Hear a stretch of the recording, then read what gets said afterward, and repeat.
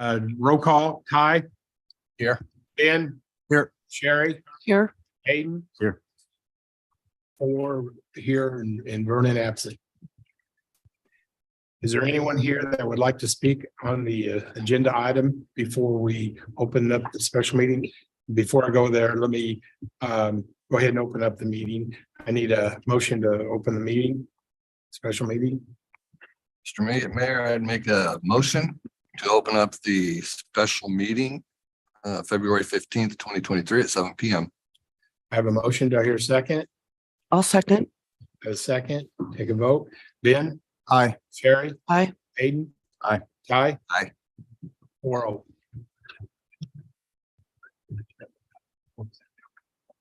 He said no. Okay. So. Okay, we'll open up the meeting. Leslie, would you like to over Maddie? Thank you. Yes, thank you, Mayor. Maddie Waldeck, Assistant City Administrator. Thank you, Mayor and Council. Before you tonight, we have an update to our Baser Connected projects. So Crystal will go ahead and toggle over to the Baser Connected presentation, and we'll go ahead and get started. As a reminder, these two projects are the 155th Street Improvements Project and the 158th Street Trail projects, or what we refer to as the Metro Green Trail. We do have some of our third-party professionals that have joined us on Zoom, some of familiar faces, some new faces. So we have Paul Moore, which is our engineer from Olson, and he's our project manager for this project from Olson.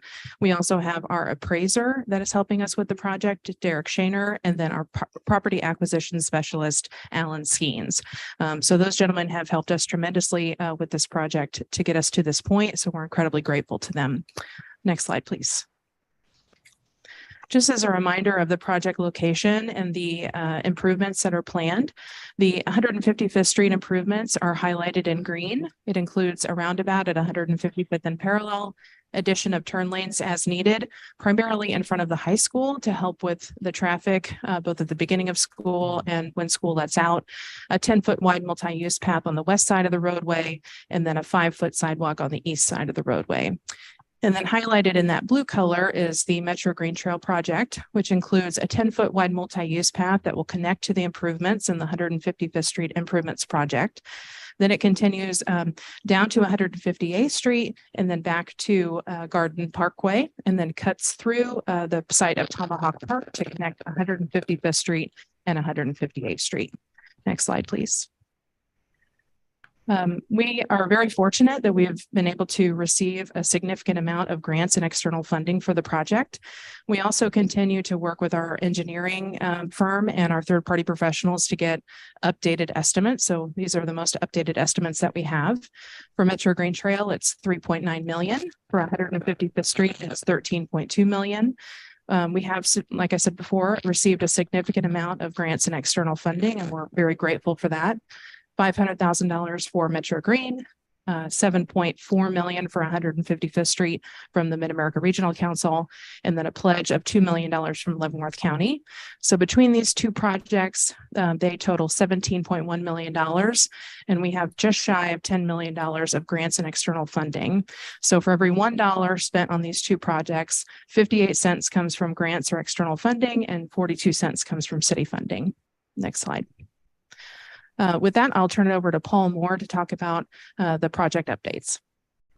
Thanks, Maddie. Can everybody hear me okay? Yes, sir. Okay.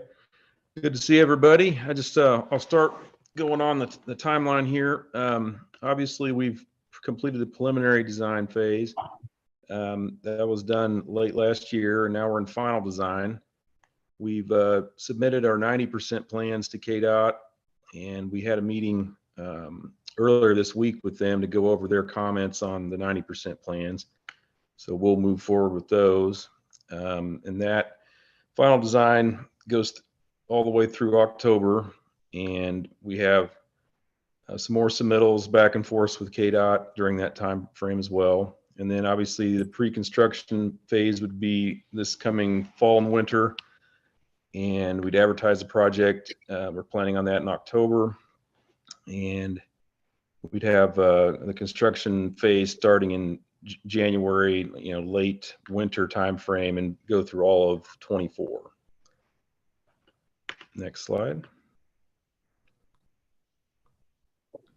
The acquisition update, you want me to do this one or would you like Alan to take that one?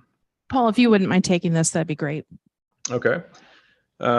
We, as you can see on the first bullet there, we're heavy into the acquisition of these permanent easements right away and temporary easements. And as of today, we have 40 out of 57, so we're doing pretty well. And the point of today, I think, is talking about the condemnation potential that we have on the project. The last date that we can receive approval from the governing body regarding the condemnation will be February 22nd, and that's meaning that to keep us on the schedule with KDOT.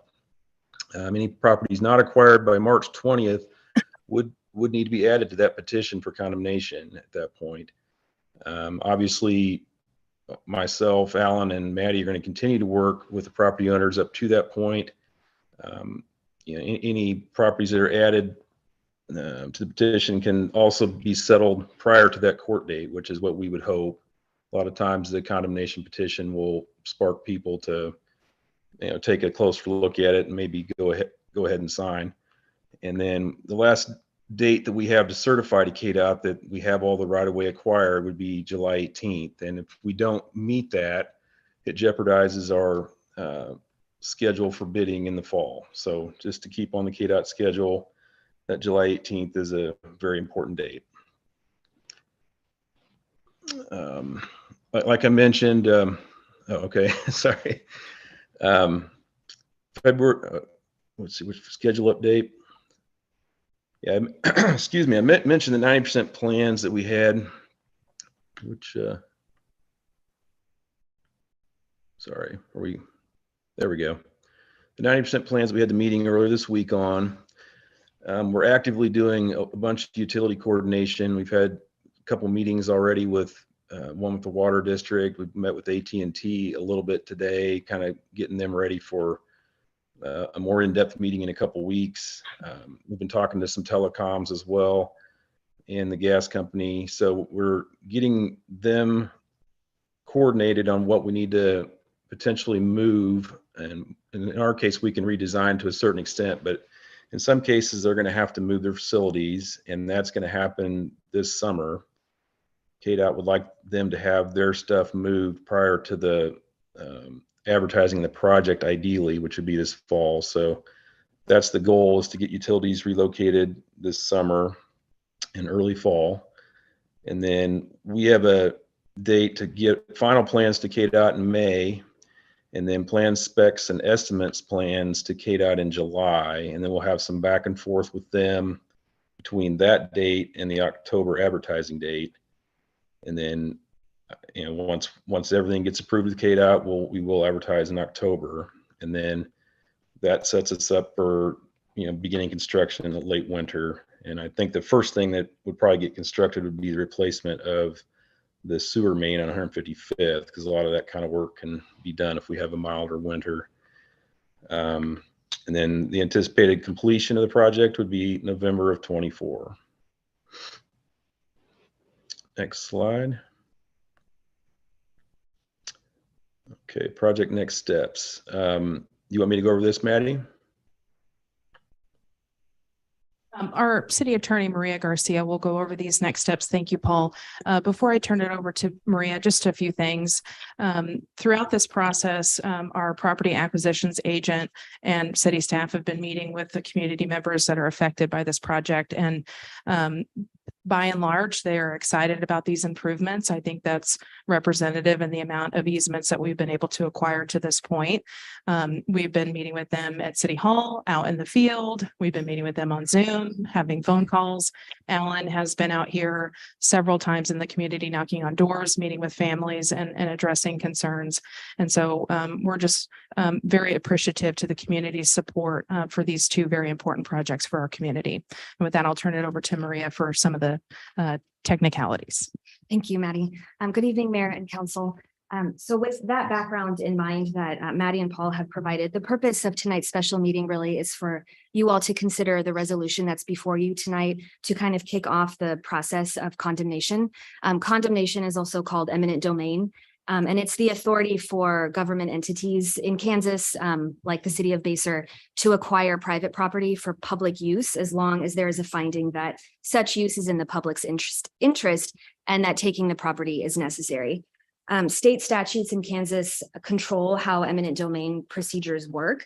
And so that's a benefit to us. We know exactly each step that the city of Basel would need to do in order to, do this eminent domain procedure correctly.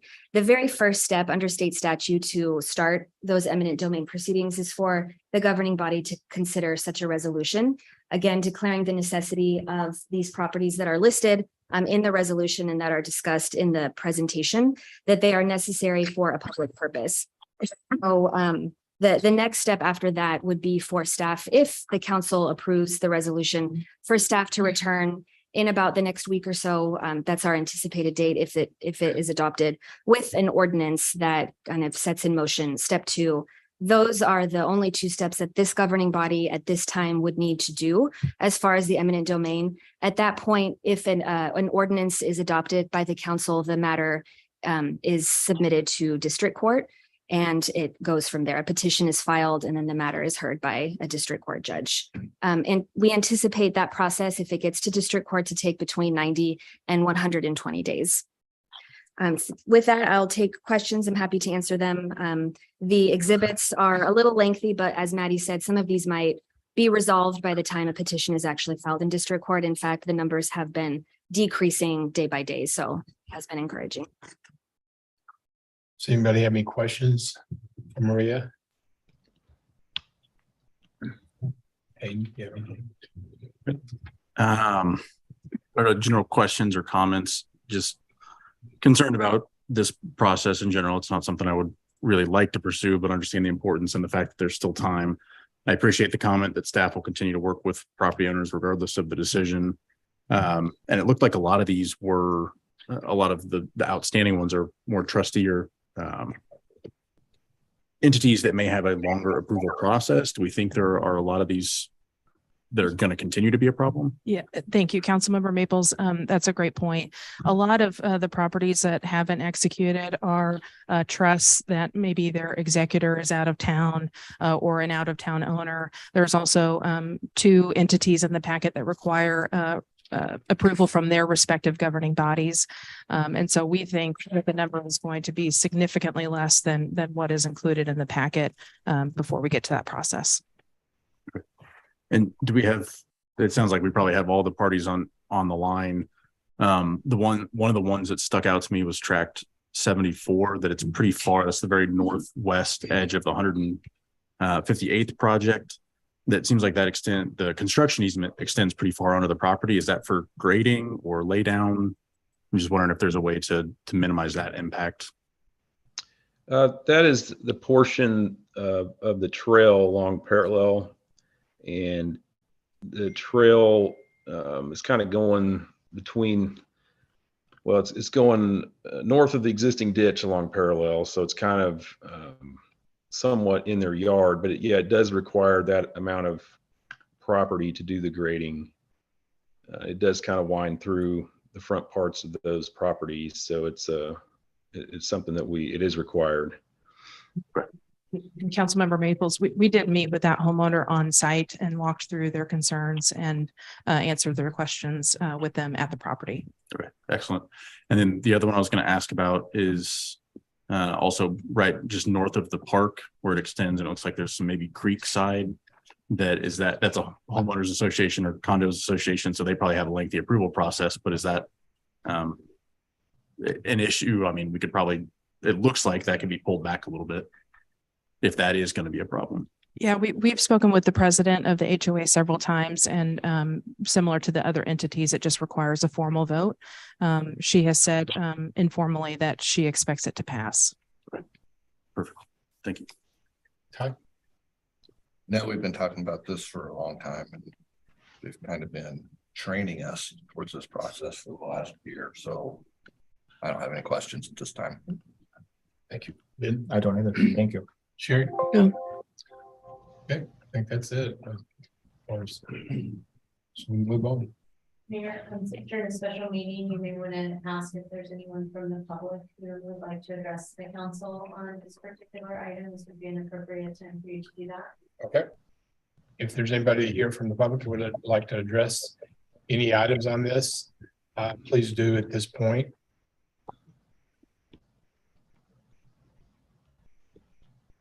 Not seeing any, so we can move on.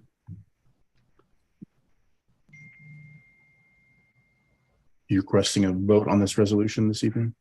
Yes. We are.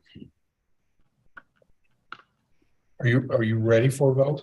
Yes. Oh, okay. I'll call for a vote, a motion. Mr. Mayor, I would make a motion for resolution 2023-01. Declaring the necessity of the city of Basehor, Kansas and municipal court to appropriate through the exercise of eminent domain on certain real property. Have a motion. Do I hear a second? I'll second. Have a motion and a second. I'll take a vote. Ty, Aye. Ben, Aye. Sherry, Aye. Hayden, Nay. passes 3-1.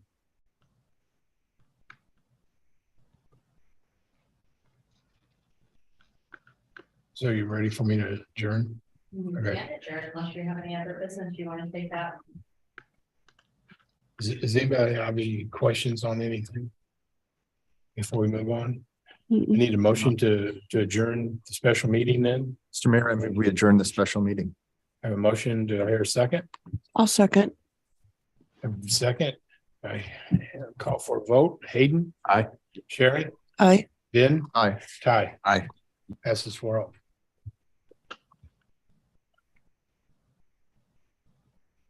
Moving on to item number 1 in the special question election.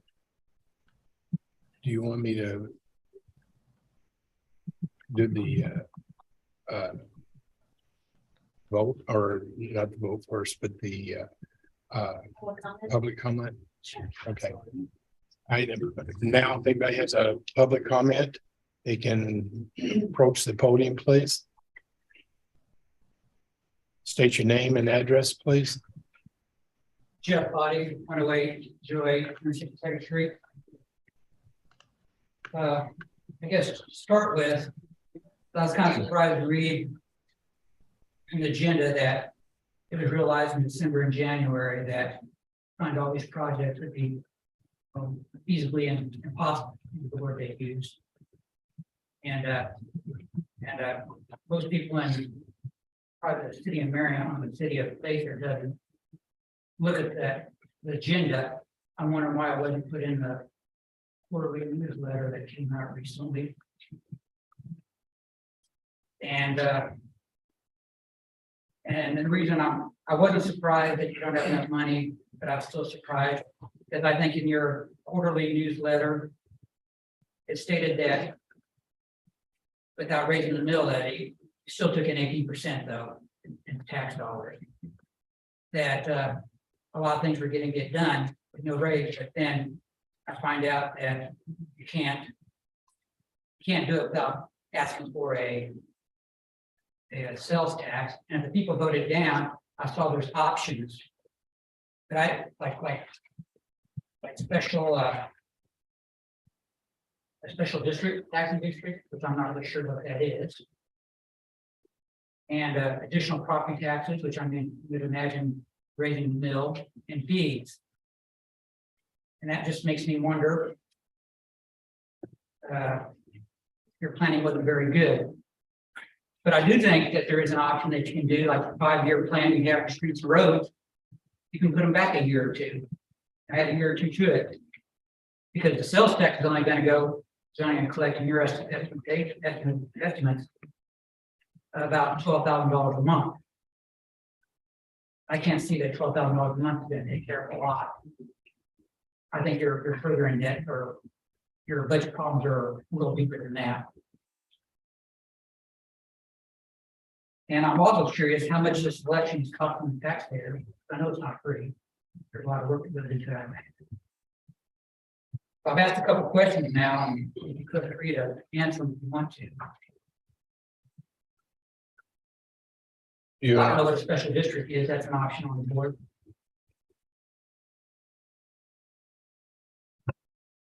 Anybody on the council want to answer that? You wanna?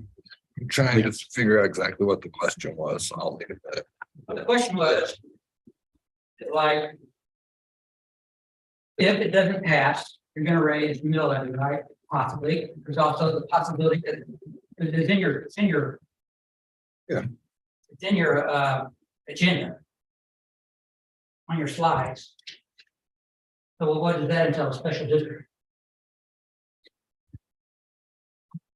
So Mayor, this is obviously Leslie Roberla, City Administrator. I would just note that it is certainly the mayor and city council's prerogative, should you desire to have a dialogue during public comment. Public comment is not really intended to be a question and answer period. If the city council would like staff to try to address the questions that have been posed, we'd be happy to do so, but I would just reinforce that that's at your directive. That's not the intent of public comment.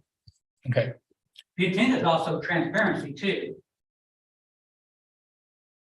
Not something like after someone speaks. I mean, granted, a lot of people do not bother to come to council meeting. Like I said, most people do not. have you called during the week and asked these questions to anybody on the staff? You are the one that's gonna vote on this. That's who I want to ask.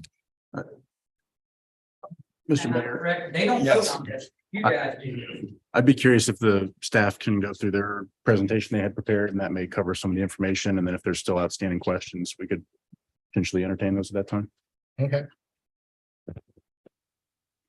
We'll move on at this point in time, and if there, after the presentation, if there's any questions that we don't answer during the presentation, then we'll address that situation. That sounds fair enough. Is there anybody else here that would like to, speak? Okay, I'm gonna open it up then for discussion on this item. If it is acceptable to you, Mayor, I think staff has a presentation if you're on item number 1, Sure. the special question election.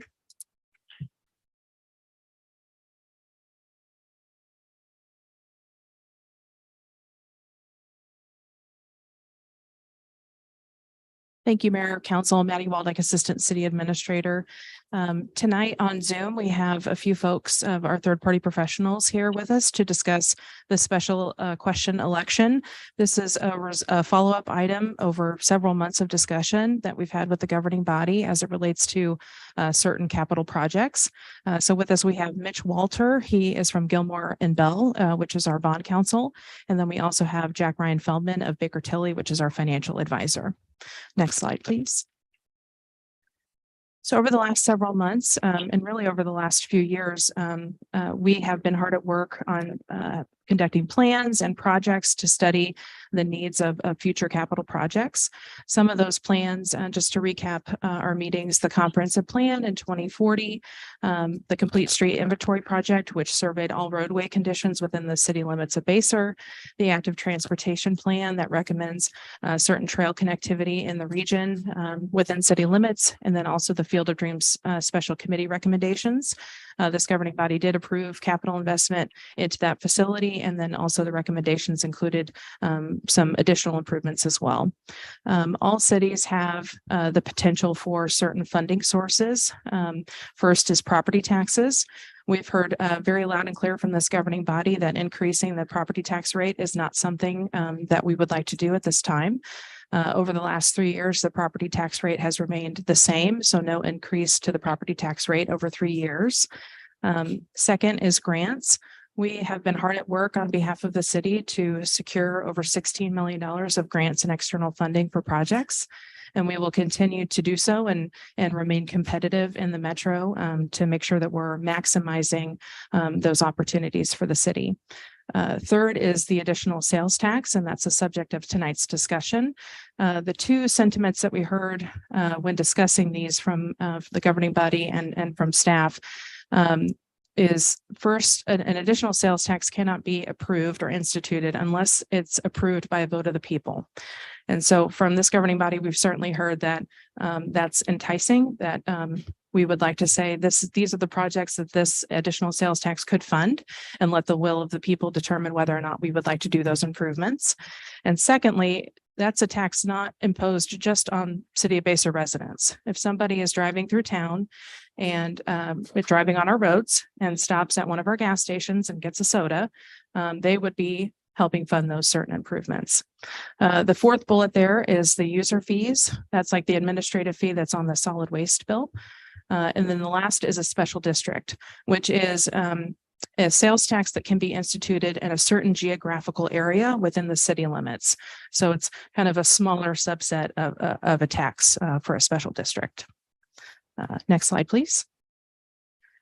So the city has the ability to do an additional 1% general sales tax. We can have an option to have a sunset or no sunset. And a sunset is the ability for a certain period of time for that sales tax to be instituted. And at the end of that time, it would go away unless it was renewed by a vote of the people. 1% special sales tax is required to have a 10-year sunset by Kansas statute. And by our revenue estimates, we're estimating if a 1% sales tax was instituted, that's $1.4 million average annual revenue over 10 years.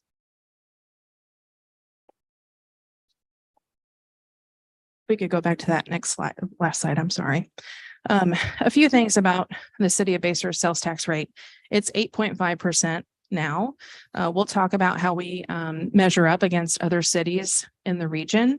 6.5% of that is the state of Kansas sales tax.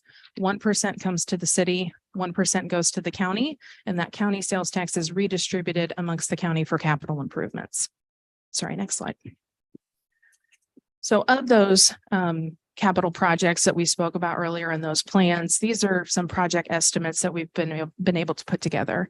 And I just want to be clear, this sales tax would fund future projects. The projects that we have ongoing right now, 155th Street, Metro Green, Tomahawk Park, Civic Campus, City Hall. Those are all funded right now in our capital improvement plan with no additional sales tax and no increase to the mill rate. So these are just putting dollars and cents to some of those estimates. Field of Dreams, we have an additional $500,000 of capital improvements. The Complete Streets Inventory Project, $8.1 million of improvements over 5 years. The Active Transportation Plan calls for additional connectivity, $19 million of trail connections that are within the city limits or don't require regional coordination. Sentinel Park, that's on 155th Street, just south of the Tomahawk Park site. We have that estimated at $1.75 million. Certainly attracting and retaining law enforcement in this climate is really difficult. And we are very appreciative of the governing body of recognizing that. So we've called for enhanced public safety staffing, compensation and equipment, updates to the city park, future park facilities and recreational opportunities at the Basel Town Center, which is right across the street. And then additional memorial gardens and amphitheater at the Civic Campus. And this is just a list that staff had put together from feedback from the most recent citizen satisfaction survey, the survey that was conducted through the comprehensive plan, that folks want more trails, more sidewalks, more parks, better streets. That is consistently in the top 4 over all of our survey initiatives. Next slide, please. And Maddie. Yes, can sir. I ask a question real quick? Yes. Between this, and I think there's a slide that talks about the exact language, any of those individual projects would still come before the governing body for consideration. Yes, sir. That's correct. Thank you. Yes. At this point, I'll turn it over to Jack Ryan Feldman from Baker Tilly to talk about how our sales tax compares against other cities in the region. Yeah, thanks, Maddie. As I presented on, I think about this time last month, we took a look at the sales tax competitiveness of Basel currently at retail competitiveness, and then also try to consider how competitive would Basel be if you added up to another 1%. So currently, as Maddie mentioned, you're at 8.5%. And of the 6 that we listed, which I think I mentioned this last time. This isn't 6 cities at random. This is the next city down the road in every direction. So if you were to be at at a competitive disadvantage, or if your sales taxes were too high such that it would begin to drive some retail activity out, or it would put you at a competitive disadvantage for attracting new retail. That's something that certainly you'd want to know now. So 8.5%, that's the sixth. Currently in fifth on the list is Lansing, Kansas at 8.95. And we noted that they did pass an election in November for a sales tax to finance an aquatic center, and that will begin collection in July. Tonganoxie, Kansas is 9.25. Bonner Springs, Kansas is also 9.25. Shawnee, Kansas is 9.6, and then Kansas City at Legends is 10.725. And so if you were to add that, 1% on, you'd be at 9.5. And I'd note that a lot of your retail options that you have, that then your residents have, are probably to the south at Shawnee and to the east in Kansas City. So certainly, I don't feel like you would potentially be putting yourself at a disadvantage competitively for attracting additional retail as the city continues to grow.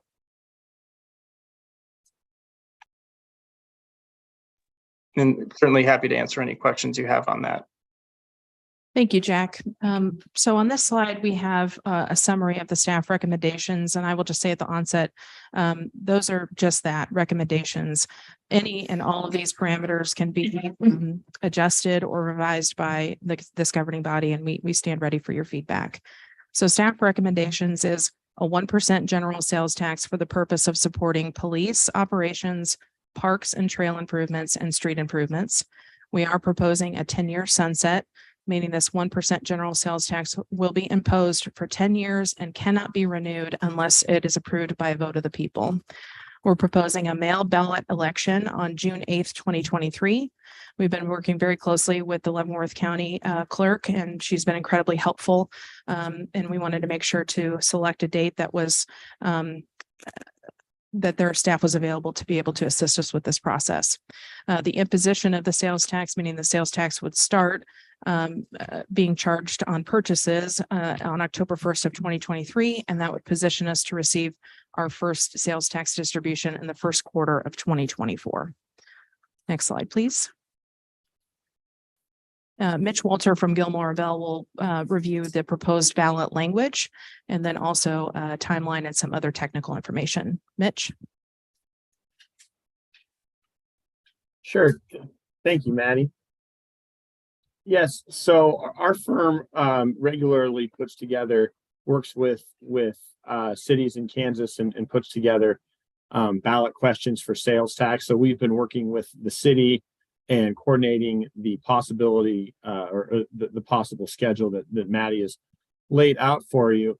The sales tax questions in general, we try and make them as straightforward as possible and not include a lot of legalese. And I definitely want to stress that this is the city's question, and it has as much flexibility or as much limitation as it wants to have regarding the actual words of the ballot question.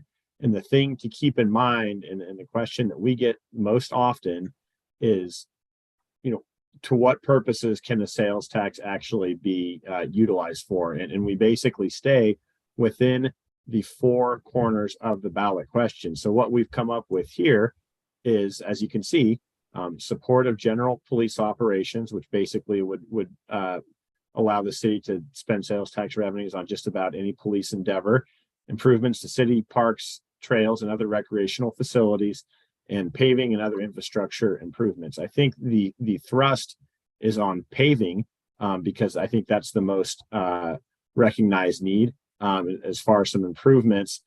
We will typically also include the ability to make other infrastructure improvements as well as kind of a starting off point, just in case there are other very necessary items which would be good candidates for use of sales tax revenue. But again, it's completely up to the governing body how narrow or how broadly to the ballot language to be included.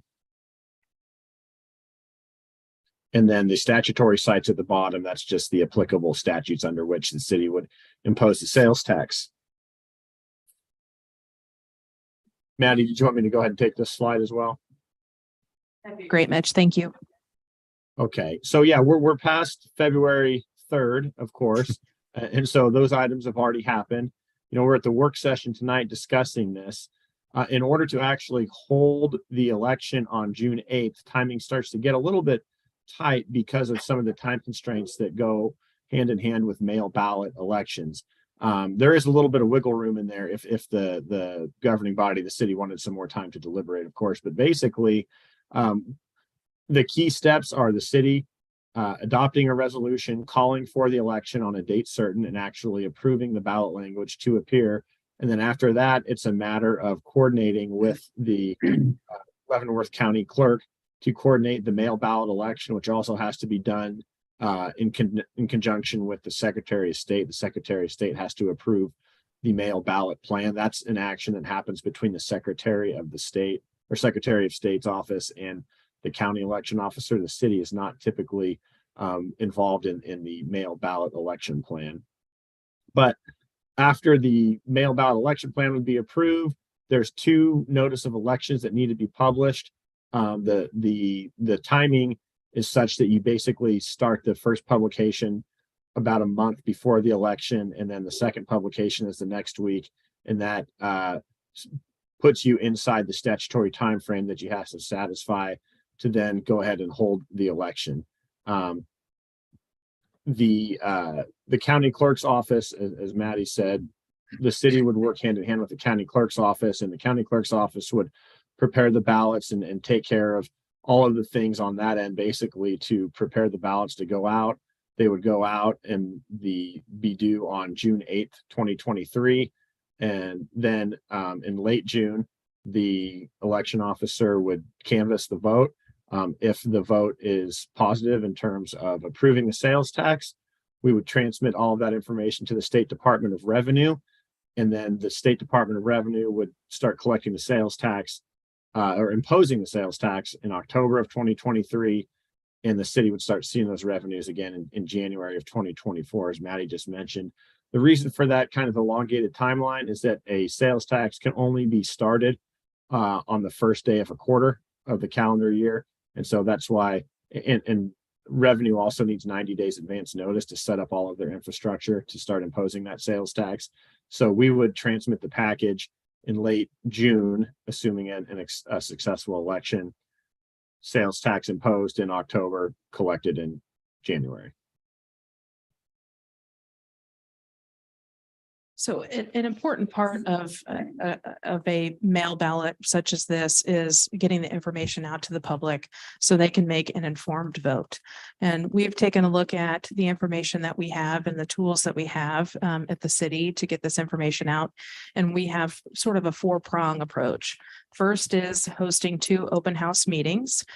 We prefer the open house style. We understand schedules get hectic. It's certainly a lot easier to pop in and ask us questions for 20 minutes than getting there right at 6 o'clock and sitting through an hour-long presentation. And we plan to continue that. Inclusion of this information in the next mailed Basehor Quarterly. Third is social media updates, including Facebook, Instagram, and Twitter. And then 4th is website updates, and that includes our e-news. So we plan to get information out to the public as best we can. We are required by statute to just hold an information only campaign, which means the city as a whole cannot have a position of vote yes. We can only just provide information to the public about what this general sales tax would fund and what that information is, and then the public can make an informed vote at that time. Next slide. At this time, all of us really stand ready to answer questions.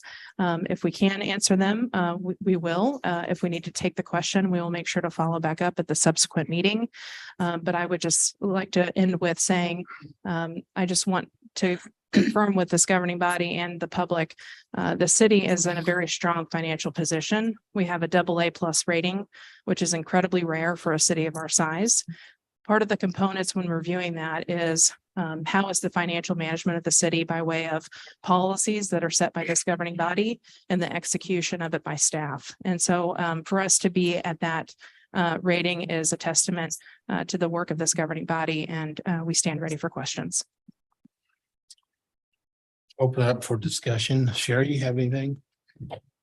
Well, I know, we've talked about this for a while and, nobody wants to raise taxes. I'm retired now, so I don't want to pay more than I have to, but, talking about sales tax, it seemed like the most fair way to do this without the more burden on the people of the city of Basehor. You look at our Field of Dreams, it brings in thousands of people all summer. You look at homecoming parade, you look at sporting events at the schools, you look at the 4th of July parade, we're bringing people from all over. And those people would help pay on this sales tax versus just the citizens of Basehor. I know as long as I've been on this committee, we've got a really fiscally conservative group here that we really watch our budgets and we make sure that they balance and that we can pay. So, I appreciate this slideshow and I appreciate that we're getting the truth and the honesty out to the public so that they know what we're doing with their money. And Can you go back to slide 102 for me, please? It goes over the regional sales tax comparison.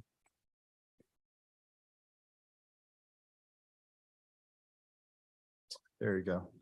So when I look at these, right, and we're 6th on the list of all of these, and you look at a comparison of what the state gets to what the county gets to what that city actually gets out of that sales tax portion, we're sitting at 1%, while the next closest person to us is Lansing, which would be 45% higher than us.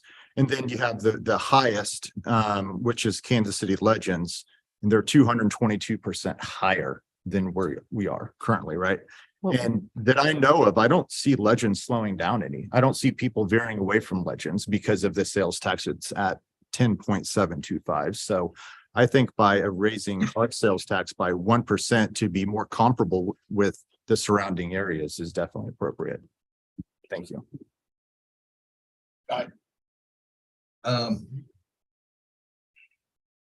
First off, thank you for the presentation. I do concur with the direction the city's taken on this. I believe we've listened over the last several years to all the surveys and meetings, and these are the #1 requests from the citizens for the parks, the trails, the interconnectivity, fix our roads. So to me, we are listening to what they're asking for. This now actually also gives them the chance to show how much they believe that that's what they really want in their city. So to me, it's offering them the chance and the opportunity to vote on it. And I do think it's the most equitable way to pay for it, since it'll include people that are also not citizens. One quick question. The funds on this, if we don't have a project designated and we get our first set of funds in like January of 24, will they be set in a special fund? Yeah, they'll be earmarked, and it's, we will have to have a separate accounting for these funds so we can show the auditors, and that's also published every year, that we are following what the allowable uses were in the proposed sales tax question. So yes, it's very strict, very regulated. Thank you. Yeah, I've got a couple of questions and comments, and also really appreciate all the time that's gone in to get it to this point in this presentation. And a couple of things on just the budget and the timing, and to some of the questions asked earlier. I think the Field of Dreams report was in November, and the Complete Street Inventory project was completed after the budget process, right? So we didn't have a chance to build those into this year's budget. That's correct, sir. And then the mail-in ballot would be in June. And I think we had talked previously about mail-in versus in-person and trying to line that up. And one, just the timing of the implementation and then finally receiving some of those funds. But I believe a dedicated in-person election was more expensive for the city as well. There is a cost associated with a mail ballot, and that estimate is $20,000. We did do a cost analysis to see doing a mail ballot versus what that estimated first distribution would be. And the decision was made. We think that going into the budget season, particularly prior to the budget adoption, this governing body having that information of what projects should be in our capital improvement plan was incredibly important. And that's why staff is recommending a mail ballot. Okay, thank you. And I think it was 1.4 million a year averaged, right? So Yes, sir.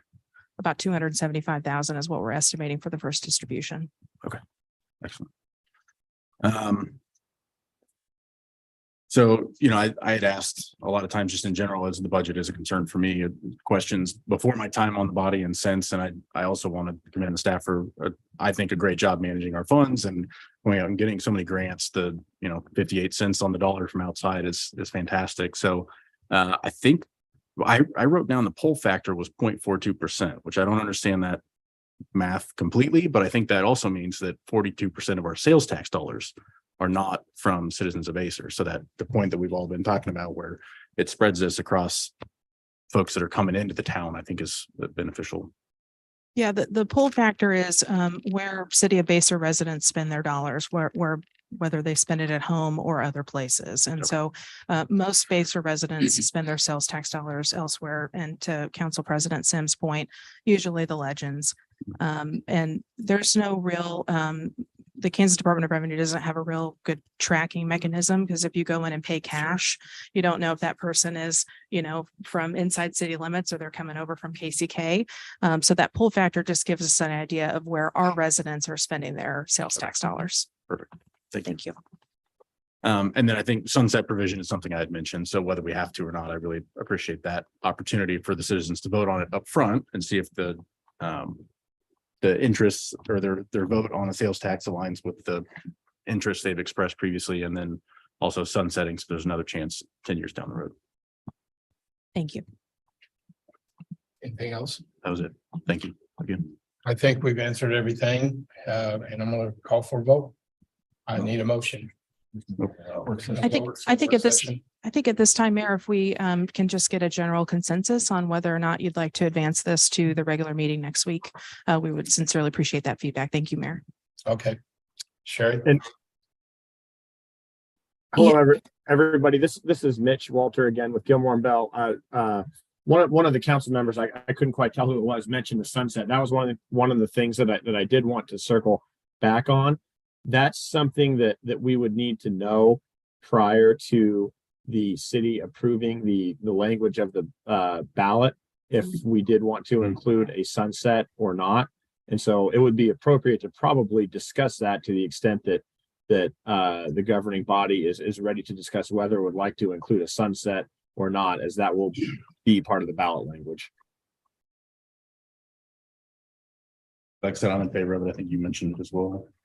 With this being our first time down this road for the citizens, I think that's a really nice feature. I agree. Yes.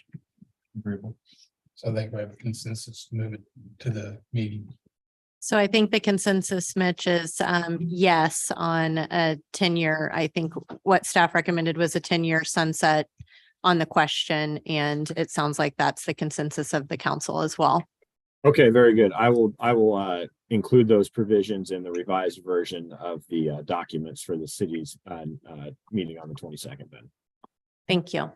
That would be included in the official ballot language then as well. It would. Correct. Anything else? We do not. I think our Okay. understanding of this body is this item will appear at your regular city council meeting, which is scheduled for next week, February the 22nd. Right. And at that time, if the council sees fit, you can take a vote. Okay. Thank you. Moving on, item number 2, request from Leavenworth County Port Authority, LCPA, for financial contribution to Project Brady, AKA UPS Store, proposed location 15721 Pinehurst Drive, Baser, Kansas. Mayor, thank you. Leslie Riverola, City Administrator. I will just do a quick overview of this item, and then I do believe we have representatives from the Port Authority as well as the business owner, Ms. Henry, here this evening. As you know, at your January work session, we did have a conversation, and a request has come before you from the Leavenworth County Port Authority to consider providing a one-time financial contribution or incentive to a project. We have lovingly called this project Project Brady. It does since have a name. It's the UPS store. And that project, permits have been finalized. So Ms. Henry will be getting ready to commence construction, hopefully on this project, very soon. As you know, staff has typically not provided recommendations on incentives. Staff recognizes that incentives are 100% a council decision and prerogative of the board. However, I've had some feedback and have been requested to provide staff recommendations related to incentive requests. And so after visiting with the Port Authority and getting a better understanding of how what their expectation was for the city to participate financially in this project, the Port Authority did determine it would not be feasible to structure an agreement with the city that would allow us to make annual payments. They are looking for a one-time 100% contribution or participation in the project. Based upon, really that, and as well as the fact that the city currently does not have an economic development policy that really addresses our participation in future requests such as this with the Port Authority or just in general. Staff does not find it economically feasible that you would be able to contribute this amount of money to every commercial project that approaches you. For example, you have other projects such as the Basehor Veterinary Clinic, First State Financial Center, Fat Cats that had a business expansion. Those are projects that have occurred within the city that no incentive was provided, and they would fall into similar categories in terms of type of service, as well as similar investment in terms of construction activity. Again, this incentive request is 100% a council policy decision. And should the city council decide that they do want to go ahead and provide this financial support, staff will certainly work with the Port Authority to make sure all of the necessary preparations are in place and in order to be able to facilitate your direction. At this time, I'd be happy to answer any questions, but again, it is my understanding that the Port Authority and the business owner are present if you have any questions specifically for them. Open up for discussion. Anybody have any questions for the Port Authority? Or Leslie? Okay, if they want to speak. Oh, absolutely. And I apologize, Mayor. One thing that I forgot to mention is in the time that, really since 2019, and I use that timeline because that's the timeline that I joined you, the city has only granted one incentive to a business in town that was actually a city initiated incentive, and that was for the Credo Memory Care Facility. That was an industrial revenue bond project, both for sales tax exemption on construction material as well as property tax abatement. You may recall that the applicant actually asked you for a 100% property tax abatement. The city council did not find that to be an appropriate percentage. And so you reduced the percentage that you offered and the property owner accepted. With an industrial revenue bond, the city council does have the ability to have performance agreements and expectations related to the business and timeframes. This incentive does not have those same parameters, meaning once you've written that check, there's a lot less control from a city perspective. So I just wanted to state that was another reason why staff would not be supportive of providing the request as it has been presented. So again, I'm happy to answer any questions, and that the applicant and the Port Authority are here. Anyone would like to speak?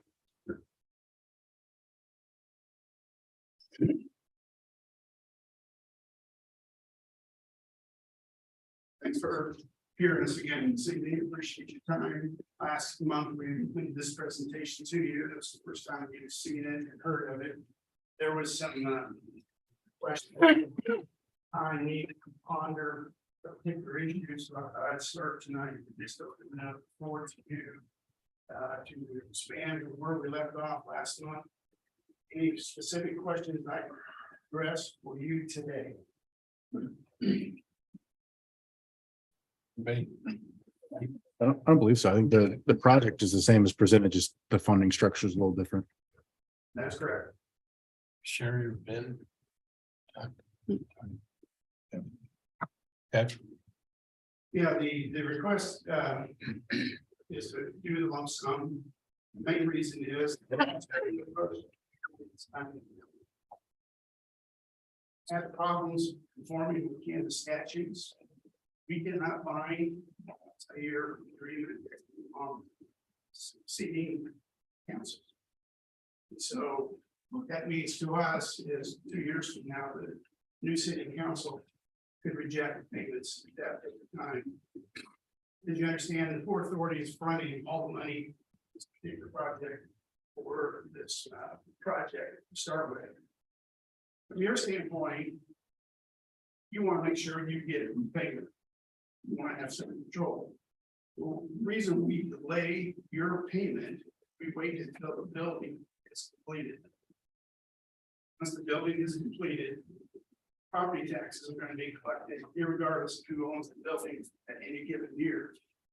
So in this particular case, you have about $785 that you generate from that lot at this particular time. If we do this deal, it's going to generate about $9,500 more tax revenue. So the payback for the city of Basehor is less than 5 years. Less than most car loans that we do these days. Circumstances are never ideal. I think Leslie has done a really good job of identifying the challenges the city has, and as you continue to grow, as you continue to face some of the economic challenges, the issues that she brought up are going to have to be addressed. We've seen this with our other communities in the county. We've assisted them in developing those particular policies. But realistically, when opportunity knocks, we need to take advantage of it. And I'd hate to turn it down simply because we're not as prepared as we possibly could be. When our program first started back in 2018, a lot of things have changed since then. Inflation, as you all know, is a big issue. The economic concerns are a lot different. Our public budgets are a lot different than they were in 2018 when the economy was very robust. And the idea of being able to upfront a stimulus loan seemed very palatable. There was like, nowadays the picture has changed and we have to adjust. So I can tell you that this will be the last request in the current configuration that we have for the program. Because we're going to have to stop and rework the program. This project is a little unique in a lot of different ways. One, it's funding up front versus abatements after a project is done. Why do we do that? It's very, very important how we do it that way. This program is designed for the small mom-and-pop entrepreneur who's trying to start a business. Being a financial loan officer, I know that the capital needs to get started on a new business are extremely difficult for startup businesses to do. That barrier is significant. With down payment, operating funds, supplies, inventory, payroll, operating expenses, it makes it almost, if not impossible. And I can tell you from experience that a lot of people don't make that hurdle. So the idea behind this particular program for small entrepreneurs in our communities was to reduce the barrier, to make it more palatable for them to get started. If you do this, that will lower the barrier. If you don't, the barrier comes back up to its original position.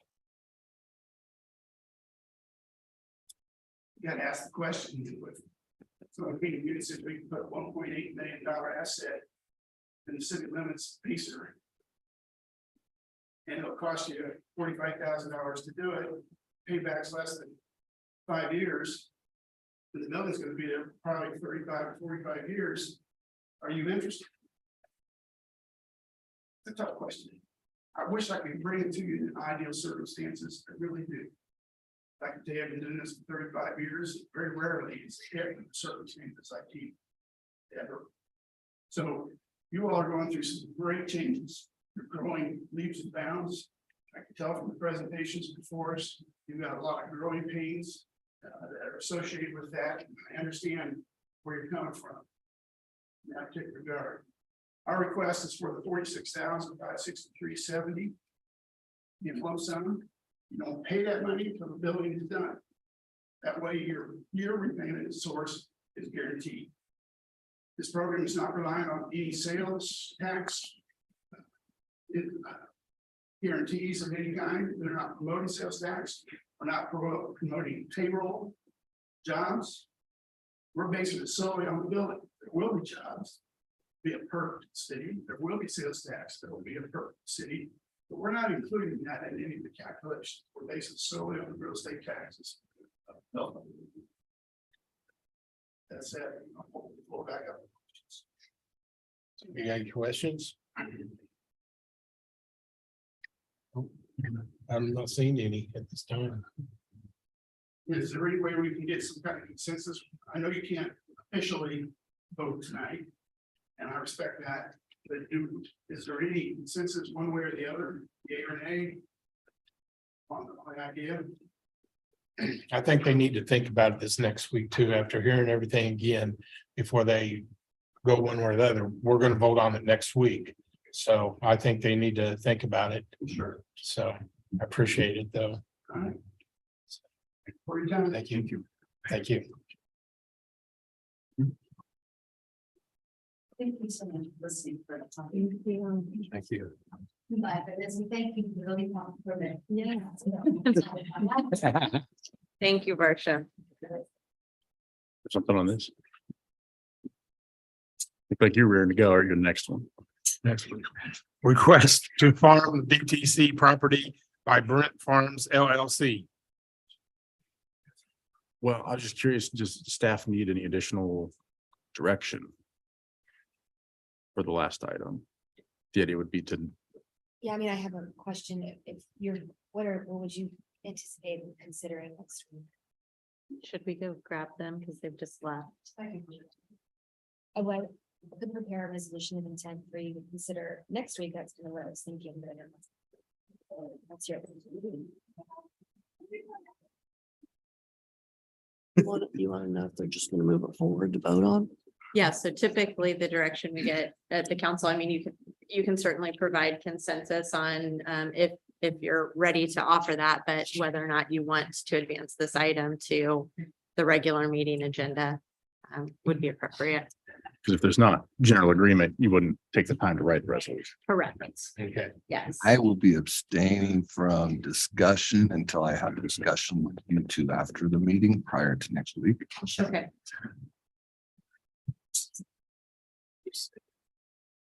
Just say that. Yeah. Understood. And I'll ask for your Yeah, opinion. Yeah, I mean, I certainly agree with the staff concerns around the precedent of this type of incentive beyond my general hesitation around incentives in general. Like you said, we've only done one. And that was through the IRB format that there is a policy around. So I want this project to move forward. I'm open to possibilities if staff thinks there's a way to make it work, but I definitely agree with the concerns that have been presented. I would say unfortunately, how it stands today, I would not recommend this moving forward to session. Sure. I'm okay with it moving forward. I mean, you know, I like to have new businesses in town. But I think we need to think about the way it's brought forward with the way we've done it with other businesses too. I'm going to abstain from discussion on this till I have a chance to talk to you two.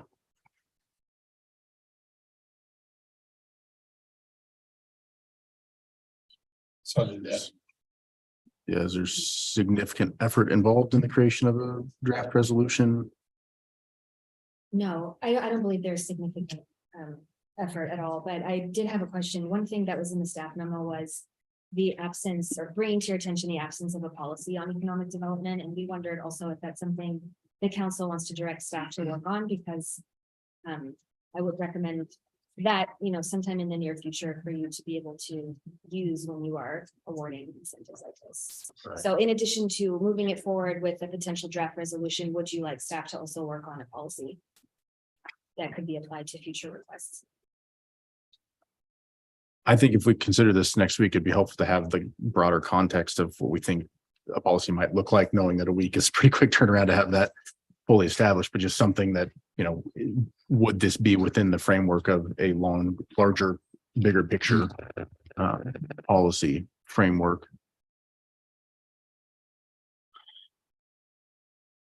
So yay or nay on moving it forward? I think it's worth having some additional discussion. Vernon's still not back next week either, right? No.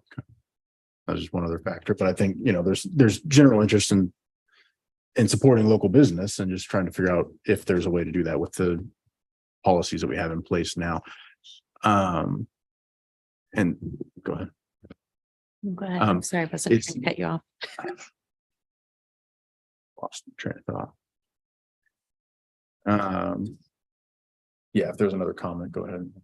I was just gonna suggest, and I don't know what this does to the Port Authority's timeline, but this month you don't have the benefit of a full sitting city council.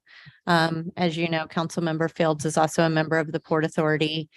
He did express, or Councilmember Fields did express at the January meeting, a desire to see some business grant or business assistance programs as well.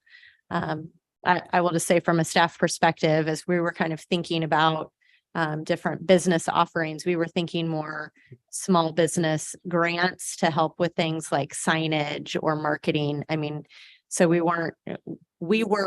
our suggested policies or support programs would not be in the range of what this request is.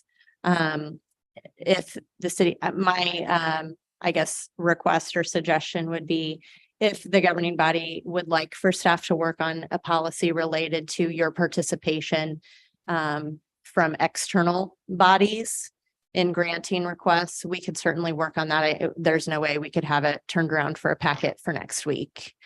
So I don't know if it would be beneficial to consider maybe delaying this item until March and give staff an opportunity to maybe work on some of that framework and also have further discussions with the Port Authority about what that might look like. That's just one option, but if you want to vote on, I understand time is of the essence for the applicant. Pricing is not getting better or more favorable on materials. So if the council wants to vote next week, we can certainly prepare a resolution. And as you have with other items, if the council does not have to approve a resolution, you could vote to not approve it. Well, we really don't have a consensus one way or the other because it's pretty well tied on where we're at this point in time, because Ty said that he wanted to wait and talk to you guys afterwards, this and that. So I mean, I would say in we've got regards to your question around economic development, yes. If you could develop something, doesn't need to be by next week. by Okay. any means. We can do that. Yeah, and as I'm clarity, I think you've kind of bounced around in regards to the plan as it stands. In my opinion, as it stands today, I'm not in support of that moving forward. If there's other options there that are going to be on the table come in 2 weeks, I'm fine with that moving forward, but would we have I a didn't better, understand. Go ahead. would you have a better understanding if we move it on to March then? But I mean, It's not a that's better give or take understanding. then. It's simply how it's structured today. I'm just not in Right. support of.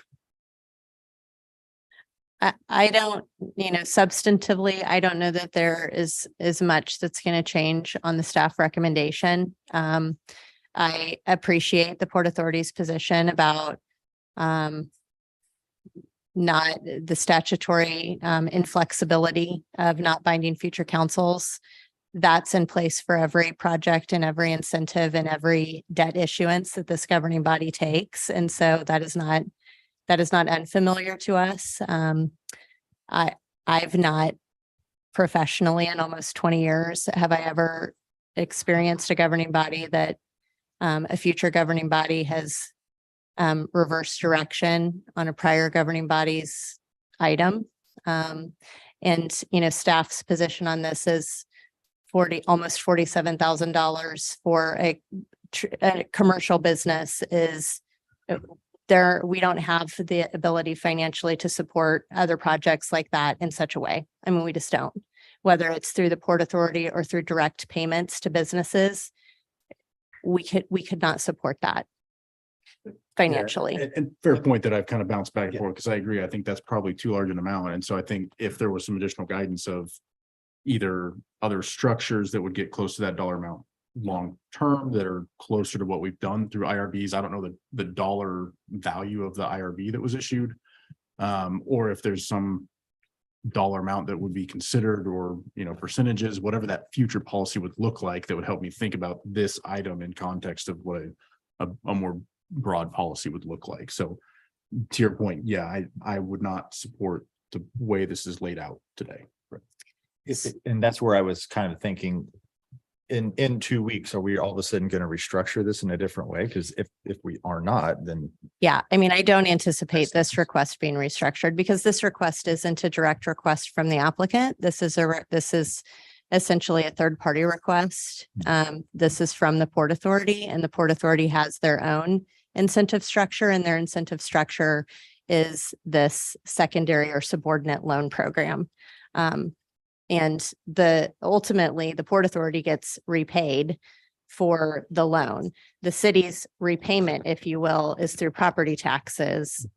And, you know, that's probably subject to different interpretations on whether that's a repayment. And I won't opine on staff's opinion on that, but the way that the request is structured today, it does not appear that there's flexibility from the Port Authority to accept annual payments, and without an annual payment provision that also includes some performance expectations that we as staff always recommend to you. If the city council were going to entertain an incentive, we would not recommend this moving forward. So staff's recommendation, the way that it's structured, will not change, I think, is really the most direct answer. Okay. Open it up for discussion again. Let's speak again if you guys want to move it forward or not.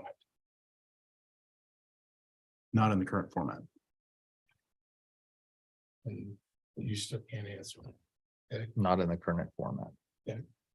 Yeah, not in the current format. So Okay. I'd say we don't move it on. Okay. So then I think that's the answer. Yeah, absolutely. Sorry. Thank you. Okay. Thank you.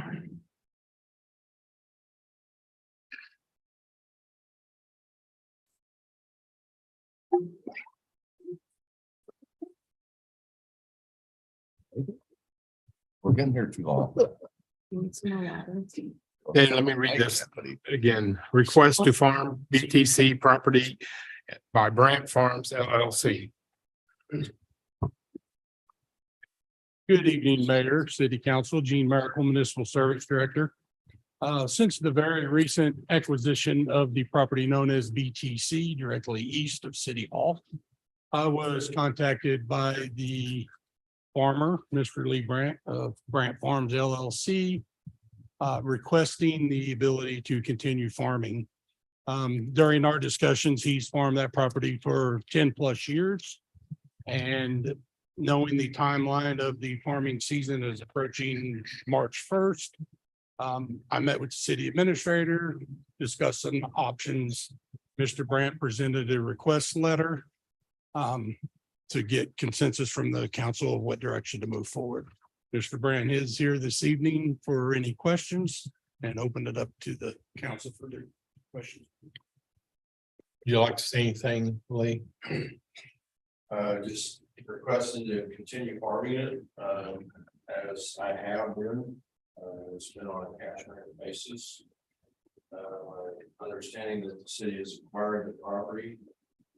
I also understand that, you know, it's up for future development, which, you know, is pretty much consensus around this area, which we have with some other farmland. You know, we may have it this year, may have it next year, or not.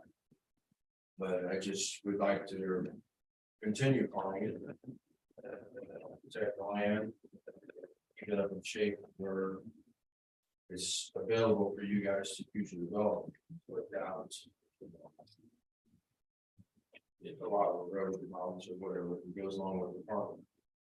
But the issue I'm up against right now is, you know, we're approaching up into the March, April it's time to get started with fertilizer planning procedures and preparations is permission still farming. Otherwise, I need to change plans. Does anybody have any questions for Mr. Bryant? I'm assuming there'd be some way to structure it where the city wouldn't take on any liability associated with that use. Correct. So you have, the city has had other farm leases. You actually had a farm lease in place on the Civic campus for a number of years. And for what it's worth, staff does recommend your consideration for allowing us to draft a farm lease agreement with Mr. Brandt. If you've driven through that area, they do a really nice job of their farming operation. They keep a very well-maintained area, and we have no immediate plans for development. And so I think this is truly a win-win. His farm leases were terminated when you acquired the property because that was that owner couldn't bind to the city council to continuing a farm lease. So he's done the appropriate thing by coming to you in short order and asking for your consideration, and staff recommends that you consider it as well. I certainly support it. I support. Consent? We need to review language, or if we're good, we can pull it off consent agenda if we have any questions on the language. Yes, we'll have. Solution, we can add to it, amend any terms that like. Okay, I'm comfortable with it on consent, and then pull it if we have questions. I am. Move it forward. Thank you. Yes, Thank you. Thank you. Thank you. Yeah, thanks Thank for you coming for in. coming to our meeting. Yeah. It's riveting, wasn't it? Any further questions or anything? I know it's on short order of what we call in the ag industry timeline. Yeah. So we're gonna be kind of on the late side, but whatever it needs to do and to call me, let me know, we'll take care of it and whatever we gotta do to make the agreement. Great. Thank you. Thanks. You anticipate that next week? Thank you. Yeah. Okay. And Mr. Brand, our hope is to have it on the agenda for next week. So we're hoping to have it turned around very quickly for you. Want me to come back next week too? I mean, you're welcome to. Your item's going to be on the consent agenda. So, but we would love to have you here every meeting.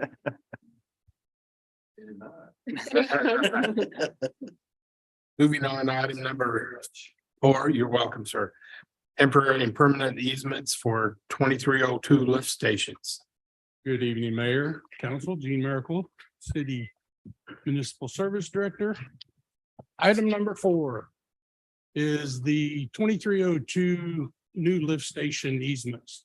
2 property owners are involved for temporary and permanent easements.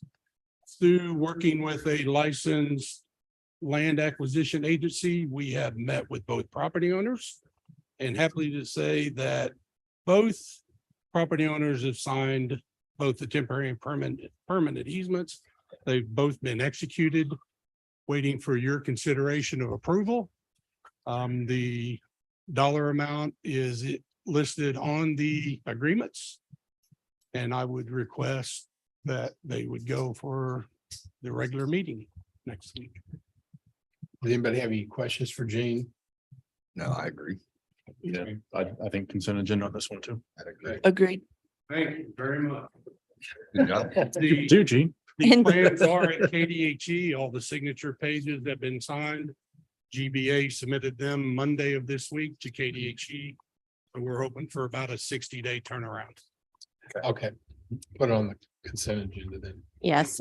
And Mayor, I would just note on that particular action item, we had some discussion as staff on whether or not this item needed to come in front of the city council or not. The amount of the easements with temporary and permanent are under the city administrator spending authority. But in this particular case, similar to the 155th Street project, the city council is accepting property. And so we thought just in the interest of transparency, that it'd be the governing body take action to accept the permanent easements. So that's why they're in front of you this evening. Yeah. Thank you. Good idea. Item number 5 has been continued to next month's planning commission. So we have, We asked why it was continued. There was, the applicant actually has two applications that are anticipated to be heard in front of the planning commission. This one was on, this particular item was on this month's planning commission agenda, and there was a miscommunication between the applicant's professional engineering firm and the applicant. The applicant thought both items were on March and asked to have them both heard at the same time. They're two separate projects, but near the same vicinity. That's why. Okay, so nothing else on this agenda. We do not. We have a reason to have a executive session. We do not. It's awesome. Okay, I need a motion to adjourn the meeting. Mr. Mayor, I move we adjourn. Motion a second. Second. All in favor, say aye. Aye. Meeting adjourned.